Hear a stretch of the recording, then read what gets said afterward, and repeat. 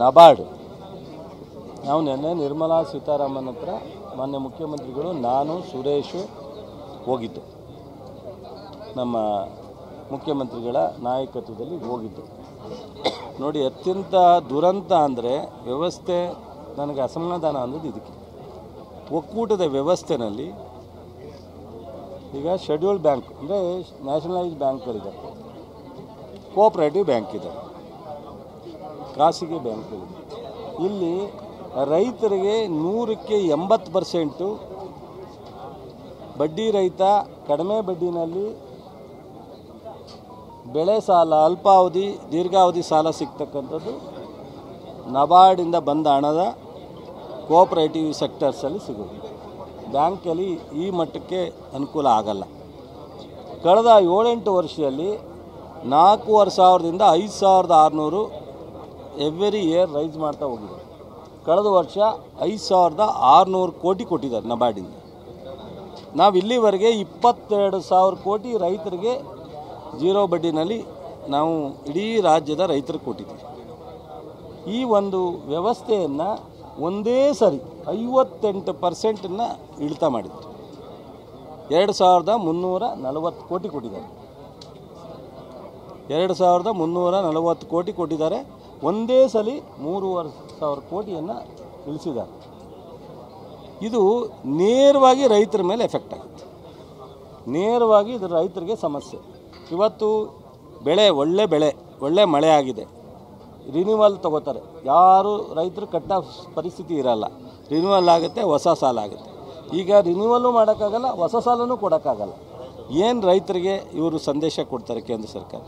ದೇವೇಗೌಡರು, ಕುಮಾರಸ್ವಾಮಿಯವರು ಏನು ಸಂದೇಶ ಕೊಡ್ತಾರೆ? ಜೋಶಿಯವರು ನಾನು ರೈತರ ನಾಯಕ ಅಂತೇಳಿ, ಯಡಿಯೂರಪ್ಪ, ವಿಜೇಂದ್ರ, ಬೊಮ್ಮಾಯಿ, ಅಶೋಕು, ಏನು ಅಶೋಕು ಅಂದರೆ ವಿರೋಧ ಪಕ್ಷದಲ್ಲಿ ನಾವು ವಿರೋಧ ಪಕ್ಷ ರೂಲಿಂಗ್ ಪಾರ್ಟಿಯವ್ರ ವಿರುದ್ಧ ಪತ್ರಿಕಾಗೋಷ್ಠಿ ಮಾಡೋದೇ ನಾನು ವಿರೋಧ ಪಕ್ಷದ ನಾಯಕರ ಕೆಲಸ ಅಂತ ಅಂದರೆ ನಾನೇನು ಮಾಡೋಕ್ಕಾಗಲ್ಲ. ವಿಚಾರ ಅವ್ರು ಮಾತನಾಡೋ ರೀತಿ ಅಶೋಕು. ಸೊ ಅವರೊಬ್ಬರು ಹಿಂದೆ ಉಪಮುಖ್ಯಮಂತ್ರಿ ಆಗಿದ್ದರು, ಪಕ್ಷದಲ್ಲಿ ಪ್ರಭಾವಿ ನಾಯಕರು. ಅವ್ರು ಮಾತಾಡೋ ರೀತಿಗೆ ನನಗೆ ಭಾಳ ನೋವಾಗುತ್ತೆ, ಬೇಜಾರಾಗುತ್ತೆ. ನಾನೊಬ್ಬ ಅವರೆಲ್ಲ ಸ್ನೇಹಿತರು, ಅವ್ರ ಬಗ್ಗೆ ನಾನು ಲಘುವಾಗಿ ಮಾತಾಡೋಕ್ಕೆ ಹೋಗಲ್ಲ.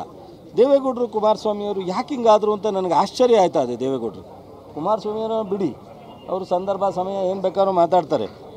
ಬಟ್ ಅದು ದೇವೇಗೌಡರು ರೈತರ ಪರ ಹೋರಾಟ ಮಾಡ್ಕೊಂಬಂದವರು. ಈಗ ಅಲ್ಲಿ ಹೋದ ತಕ್ಷಣವೇ ಹೌದು, ಅವರು ಹೆಗ್ಡೆ ವಿರುದ್ಧ ಹೋರಾಟ ಮಾಡಿದವರು, ಪಟೇಲ್ರ ವಿರುದ್ಧ ಹೋರಾಟ ಮಾಡಿದವರು. ಈಗ ಯಾಕೆ ಮೋದಿ ವಿರುದ್ಧ ರೈತರ ವಿಚಾರ ಬಂದಾಗ ಮಾತಾಡಲ್ಲ? ನಬಾರ್ಡಲ್ಲಿ ಇಷ್ಟು ಕಡಿಮೆ ಆಗಿದೆ, ಮೋದಿಯವರೇ ಸರಿ ಇಲ್ಲ, ನಿಮ್ಮ ನಿಲುವು ಅಂತ ಯಾಕೆ ಹೇಳಲಿಲ್ಲ ದೇವೇಗೌಡರು? ನನಗೇನು ಅರ್ಥ ಆಯ್ತಾ ಇಲ್ಲ ಇದು ಯಾತಕ್ಕೆ ಏನು ಅಂತ. ಇವತ್ತು ನಾವು ರೈತರಿಗೆ ತುಂಬ ಸಂಕಷ್ಟದಲ್ಲಿದ್ದಾರೆ. ಈ ಟೈಮ್ನಲ್ಲಿ ನಾವು 5,600 ಅಲ್ಲ 9,000 ನಾವು ಬೇಡಿಕೆಯನ್ನು ಸಲ್ಲಿಸಿದ್ದೋ. ಇದು ಭಾಳ ಡ್ರಾಸ್ಟಿಕ್ಕಾಗಿ ಇಳ್ತಾ ಆಗಿದೆ. ಇದಲ್ಲ, ಏನಾರು ಮಾಡಿ ಕೊಡಬೇಕು ಅಂತೇಳಿ ನಾವು ಅವರನ್ನು ರಿಕ್ವೆಸ್ಟ್ ಮಾಡಿದೆ. ಅವರೇನು ಹೇಳ್ತಾರೆ, ಬ್ಯಾಂಕ್ನಿಂದ ನಾವು ಟ್ರಾನ್ಸಾಕ್ಟ್ ಮಾಡ್ತಾಯಿದ್ದಾರೆ, ಬ್ಯಾಂಕ್ನಲ್ಲಿ ಟ್ರಾನ್ಸಾಕ್ಟ್ ಮಾಡೋದು ಏನಾದ್ರು ಕೊರತೆ ಆದಾಗ ನಾವು ನಬಾರ್ಡಿಗೆ ಹೆಚ್ಚಿಗೆ ಕೊಡ್ತೀವಿ, ಬ್ಯಾಂಕ್ನವರೇ ಸಫಿಷಿಯೆಂಟಾಗಿ ಸಾಲ ವಿತರಣೆ ಮಾಡೋದಕ್ಕೆ ತಯಾರಿರೋದ್ರಿಂದ ನಾವು ನಬಾರ್ಡಿಗೆ ಕಡಿಮೆ ಮಾಡಿದ್ದೀವಿ. ಅದು ಸೂಕ್ತವಾದಂಥ ಉತ್ತರ ಅಲ್ಲ. ಬ್ಯಾಂಕ್ನವರು ಹಲವಾರು ಬೇರೆ ವಿಚಾರಕ್ಕೆಲ್ಲ ಕೊಡ್ತಾರೆ, ಕಾರ್ಪೊರೇಟ್ ಸೆಕ್ಷನ್ಗಿರ್ಬೋದು, ಸೊ ವೈಯಕ್ತಿಕವಾದಂಥ ಖಾಸಗಿ ವಲಯಕ್ಕಿರ್ಬೋದು, ಹಲವಾರು ಸೆಕ್ಟರ್ಸ್ ಇದೆ ಬ್ಯಾಂಕ್ನವ್ರು ಕೊಡೋದು. ರೈತರಿಗೆ ಕೊಡೋದು ಕೊನೆಯದದು. ರೈತರು ಅವ್ರ ಹತ್ರ ತೊಗೊಳಕ್ಕೂ ಆಗಲ್ಲ, ಕಟ್ಟಾಗುತ್ತೆ, ಭಾಳ ಕಡಿಮೆ. ಆದರೆ ಇದು 100ಕ್ಕೆ 100ರಷ್ಟು ರೈತರ ಹಿನ್ನೆಲೆಯಲ್ಲಿ ಕೊಡ್ತಕ್ಕಂಥದ್ದು. ಅದರಿಂದ ಬಹುಶಃ ಇದಕ್ಕೆ ಕಡಿಮೆ ಮಾಡಿ ಆ ಒಂದು ವಲಯಕ್ಕೆ ಕೊಡ್ತಕ್ಕಂಥದ್ದು ಸೂಕ್ತ ಅಲ್ಲ. ನೀವೇನಾದ್ರು ಮಾಡಿ ರಿಸರ್ವ್ ಬ್ಯಾಂಕ್ ಆಫ್ ಇಂಡಿಯಾ ಏನು ಗವರ್ನರ್ ಇದ್ದಾರೆ, ರಿಸರ್ವ್ ಬ್ಯಾಂಕ್ ಗವರ್ನರ್ ಇದ್ದಾರೆ, ಅವ್ರಿಗೆ ಹೇಳಿ ನಬಾರ್ಡ್ಗೆ ಹೆಚ್ಚಿನ ಒಂದು ಸಾಲವನ್ನು ಕೊಡಿಸ್ಬೇಕು ಅಂತೇಳಿ ವಿನಂತಿ ಮಾಡಿದ್ವಿ. ಅವರು ಅದನ್ನು ಪ್ರಯತ್ನ ಮಾಡ್ತೀನಿ ಹೇಳ್ತೀನಿ ಅಂದರೆ ಅವರು ಕಾನ್ಫಿಡೆಂಟಾಗಿ ಇಲ್ಲ ಇದು ಸರಿಪಡಿಸ್ತೀನಿ ಅಂತ ಹೇಳಲಿಲ್ಲ. ಬಟ್ ನಮಗೆ ನಂಬಿಕೆ ಇಲ್ಲ. ಯಾಕೆಂದರೆ ಅವ್ರು ಹೇಳೋ ರೀತಿಯಲ್ಲಿ ನಮ್ಮ ರಿಕ್ವೆಸ್ಟ್ಗೆ ತಾತ್ಕಾಲಿಕವಾಗಿ ಆಯಿತು ಟೆಲ್ ದಮ್ ಅಂತ ಹೇಳಿದ್ರೆ ಸೊ ಅದನ್ನು ಪರಿಪೂರ್ಣವಾಗಿ ಕೊಡ್ತೀವಿ ಅನ್ನೋ ಒಂದು ಪದವನ್ನು ನಾವು ಇಲ್ಲ ಸರಿಪಡಿಸ್ತೀವಿ, ಅಷ್ಟೊಂದು ಕಡಿಮೆ ಆಗಿರೋದನ್ನು ಅಂತ ಹೇಳಲಿಲ್ಲ. ನಬಾರ್ಡ್ಗೆ ತುಂಬ ಅನ್ಯಾಯ ಆಗಿದೆ. ನಬಾರ್ಡ್ ಮೂಲಕ ಸಿಗ್ತಕ್ಕಂಥ ಕೋಆಪರೇಟಿವ್ ಸೆಕ್ಟರ್ಸ್ಗೆ ಇದು ಭಾಳ ಅನ್ಯಾಯ.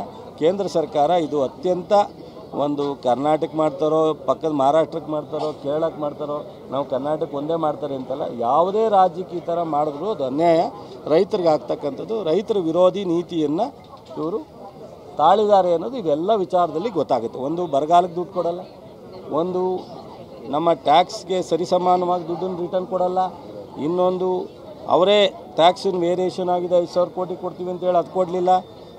ಇದು ತುಂಗಭದ್ರಾಗೆ 5,000 ಕೋಟಿ ಕೊಡ್ತೀನಿ ಅಂದ್ರೆ ಅದಕ್ಕೆ ಕೊಡಲಿಲ್ಲ. ಬೆಂಗಳೂರು ಅಭಿವೃದ್ಧಿಗೆ 5,000 ಕೋಟಿ ಕೊಡ್ತೀನಿ ಅಂದ್ರೆ ಅದಕ್ಕೆ ಕೊಡಲಿಲ್ಲ. ಯಾವ ರೀತಿ ಒಂದು ಕಡೆ ಕರ್ನಾಟಕಕ್ಕೂ ಅನ್ಯಾಯ ಆಗ್ತಾಯಿದೆ, ಇನ್ನೊಂದು ಕಡೆ ರೈತರಿಗೂ ಅನ್ಯಾಯ. ಇದು ಭಾಳ ಇದು